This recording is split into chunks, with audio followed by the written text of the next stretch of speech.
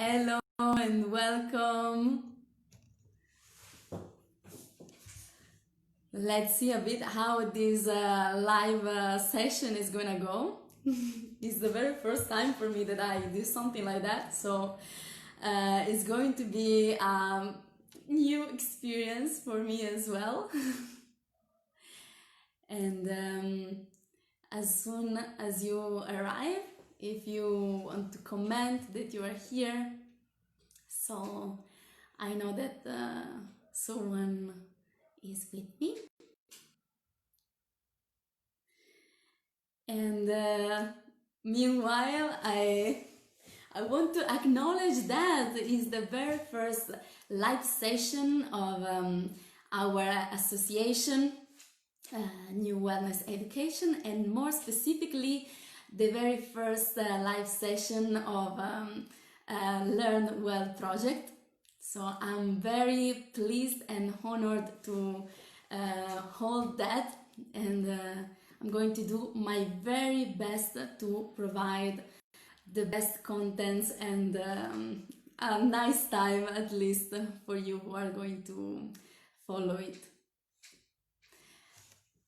So, first of all, I would like to hear from you how it was this challenge. If you managed to do it, if you are keeping it for later. Personally, I already did something in my house, and it was quite interesting, quite insightful, and from this experience I also took something for the contents that I'm going to share with you in a few moments. Hello, I see that someone is here. Very nice to have you here. Welcome. I see a little heart coming. Beautiful. Thank you. Hello, welcome. I'm going maybe to wait a couple of minutes more. And meanwhile, I'm going to just say something about me for the ones who don't know who I am, so that when you are all here, we can simply dive into the content that is definitely more from my side, more important than who I am, but it might be useful also for you to understand who is this person in front of you. So, well, I would simply define myself as someone who is very passionate about self-development. And so in my life, I'm building up myself and also my professional life around this topic. So I've studied psychology here in Turin, where I got my degree. And then I decided to explore a bit more this topic from different perspectives. So I studied NLP, then coaching, which is something that I'm doing very much in this moment of my life. I'm really, really passionate about it. And then systemic work, mental fitness, working with art, a lot of different approaches. So from all these, I've decided to pick 4 ideas that we're going to see together in this live session. So let's then start. I know from some people that they cannot attend live this session, so they are going to see it afterward. There's no problem with it. It's going to be in our page, so whenever you feel ready to do it, you can simply go and watch it again. And I'm going to start this nice trip with those 4 big ideas. As Fabrizio said in the live that he did, I think it was yesterday, I'm also a bit lost in time, we decided, considering your answers to the questionnaire, we decided to start from the environment. Okay, we are walking as you might imagine with the name of our association, with wellness. And we decided that we saw that there are different areas of wellness and well-being. So for now, we are starting from the environment. Because of course, the situation that we are living, it's very peculiar, especially because we are locked in our own house. So let's start from here, okay? Let's start from the place where we are living. From the questionnaire, we saw that many of you are at the moment living in a house that is shared maybe with the family or with some other housemates. And that is a bit of a challenge for them. So the very first idea, the very first step of our trip together is that I invite you to simply define what is your control zone in the house where you are living. What does it mean? Well, let's say that you are sharing your house with your family. So it might be that you don't have control upon the whole house or the whole apartment.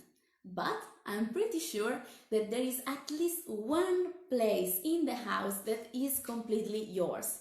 It can be your room, for instance, or if you are even sharing the room, it doesn't matter. The half of the room that is yours. Your bed, your wardrobe, I don't know if you have a desk, an armchair, whatever, that is really yours. So the very first step is to define where you have control. And this is something that comes from a tool that is extremely simple but extremely effective at the same time, which is the control circle. So basically, how does it work?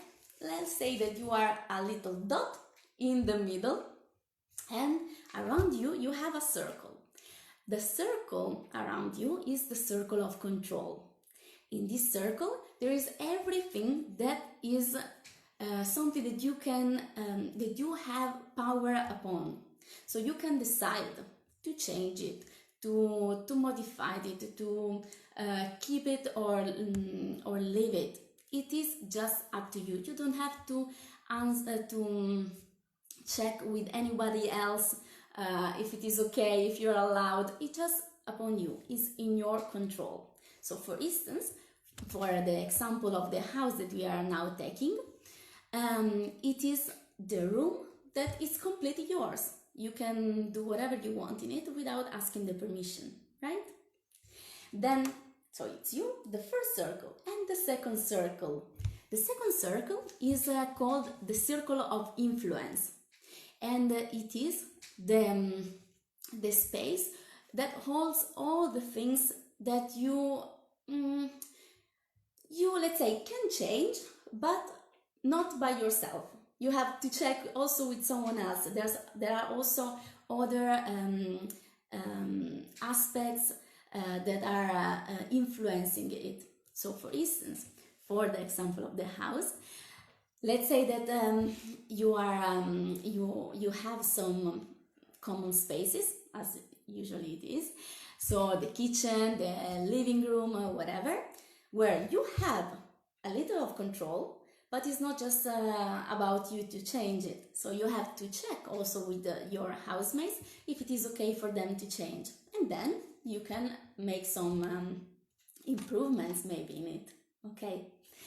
And the very last one, you first circle of control, circle of influence, and then the last one is the circle of concern. The circle of concern holds all the things that you have no power upon, that you can discuss, you can think about it, okay, but you cannot change them. It is not in your power to do it. For instance, it is not in your power, as it is not in mine and in ours, the decision of going out. Okay, this is something that has to come from the government. It is not in our decision to come back to normal routine. It is not. It isn't something that we can talk about it. Yeah, it's nice, okay, but after all, it is not upon us. Okay, so as you can see, it's a very simple tool, and I can tell you that despite it might looks, how can I say, basic, it is super effective, and you can use it in whatever areas of your life, for taking decision, for work environment, for your relationships, for whatever. Now we are going to use it together in this field, but if you are willing to explore it more in different areas and you might need some support in it, feel free to contact me and the rest of our team. We are kind of expert about it, so we can maybe arrange a personal meeting and see how it's gonna go. But let's come back to the trip that we are taking together now here. So once you have defined your control zone, what I invite you to do is to step in this place, let's say that is your room, as if you were a guest who see for the very first time this place. Yeah, you enter and you have never been there. Okay, simple. What I invite you to do when you enter in this place is to, without judgment, simply take notes of the feelings that you are having while looking around. Yeah, it might be that you feel this space is very spacious and full of light, and I feel welcomed. Or it might be that you feel like it's a bit claustrophobic in here, it feels a bit unhealthy to stay here. Whatever, okay? Without judgment. And once, to take it one step further, I invite you also, as if you didn't know who were living there, to guess who could be the person who is living in this space, just by guessing from the objects that you see around. And as if you were a bit of, I don't know, Sherlock Holmes, okay? You go there and you are taking some hints to define the person, the age, maybe the sex, what the interests of this person are, what this person is passionate about, maybe the profession of this person, whatever, okay? And again, without judgment, you just explore it a bit. Once you have done that, and now we go to the third idea. So we had the first one, create your control zone, define your control zone. Second, step in the room and just explore what this place is telling you in terms of feelings, in terms of information about the person who is living there.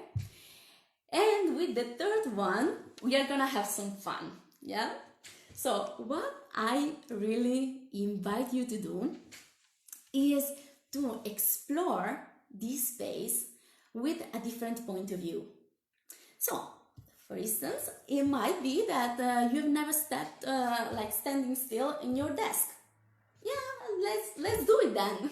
Keep it safe, please. People in the hospital are already quite busy with something that is happening, and we know what we are talking about. But keep it safe and try it out. How is it to look at your room from the perspective of your desk?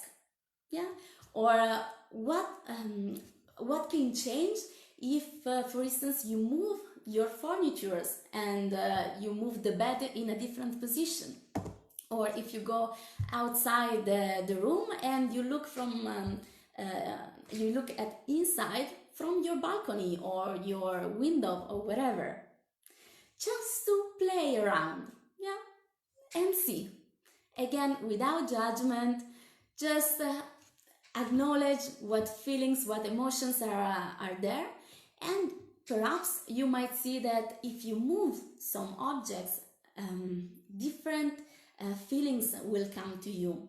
And then you might say, okay, you know what, I like the bed in this position more, whatever. And now we are going to the very last point, last step of our trip, and last idea that I want to share with you. Of course, when we are in a trip, the final destination, when you arrive to the very last moment, is the most juicy one. And still, I would like you to keep it funny, okay? Self-development doesn't have to be something harsh and painful. No, it is just a game, an exploration, okay? So what we are going to explore at this very last stage is the person you want to be. Oh yes.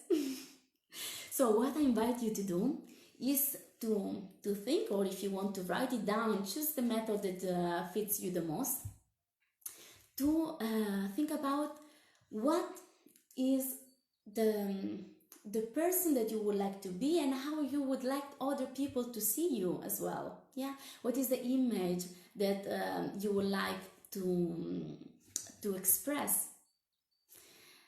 And this is clear. Actually, one thing more about that. My invitation is to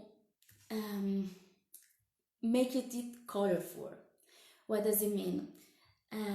As humans, we are all the time having different roles.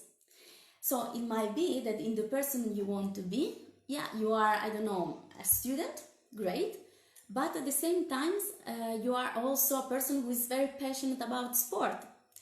And maybe a person who is very curious and who likes to read a lot. And a person who is extremely caring and likes to do voluntary job, whatever.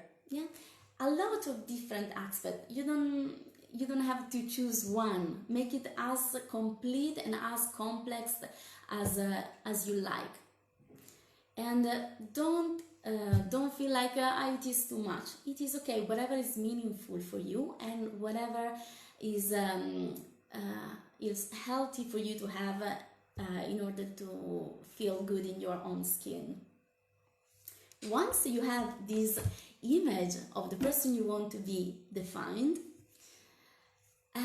what I invite you to do is to go in your control zone, which again might be your room, and to do something that is kind of similar to decluttering. I don't know if you know what is that. Basically, you clean up all the stuff that does not meet with the person you want to be, okay? If it is not aligned with the person who you feel like being or you want to be, then to the trash or outside. I mean, I don't want to say that you have to put it in the bin. It might also be that you make a box and you put it aside. I make you an example from a personal story. When I came back from quite some years of traveling and living outside from my parents' house, I had to stay with them again for some time. But when I entered in what was my room, I discovered that this room wasn't talking about the person I was, because it was plenty of books from the high school, and then there were still some puppets when I was a kind of kid, and there were clothes, t-shirts with Disney characters that of course were not fitting with the person that I became. So what I did at that moment was to take everything that was not fitting with the person I was and to simply let it exit from the house, the room, the house, and my life. Thank you very much, but it is done. This time is gone.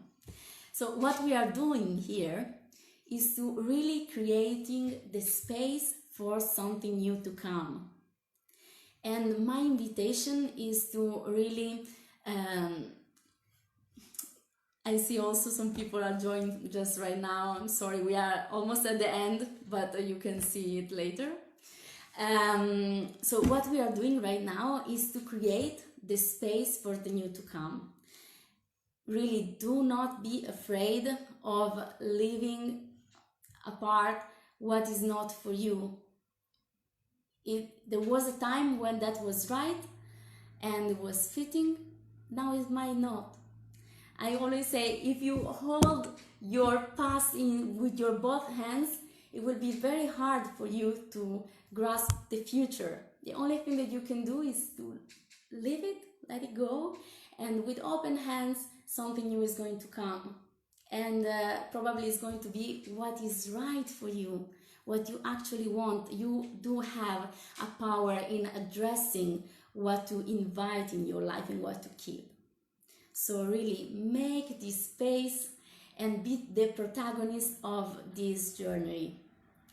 I'm just going to make a quick recap of the 4 ideas that I shared with you. And of course, if something is not clear, if I don't know, you would like to have some more examples, just write me or in the association or however you want, and I'm going to explain it to you more in details to make sure that you get the best out of it. So we said that the very first step is to define your control zone in the house. So the space that you can make some changes without need to ask to anybody, without need to ask any permission. You are the owner of this space. Yeah. Once this space is designed, we entered in this space as if we were some external guest that for the very first time step in the house. And then we saw a bit what were the feelings that we are having, and as if we were Sherlock Holmes, we get some hints about the person who was living there, trying to define the personality of this person. Then what we did at the third step was to explore from different perspectives, also with our physical body, so stepping on the desk, moving the beds, the furnitures, these kind of things. And the very last step that we did was to define the person that we want to be and how we want the other people to see us in a way that is comfortable for us, that suits us. And then we make a cleaning up of the control zone, the room, so that everything that is there is actually supporting and aligned with the person you feel like being, you feel like you want to be. So we made the space for something that is really right for you in this moment. And with that said, I thank you very, very much. I hope you enjoyed this content, and I hope they will serve you. I will be happy to hear from you some feedbacks about this live session, about, I don't know, the sounds, the quality of everything, from the technical side, but also from, of course, the content side.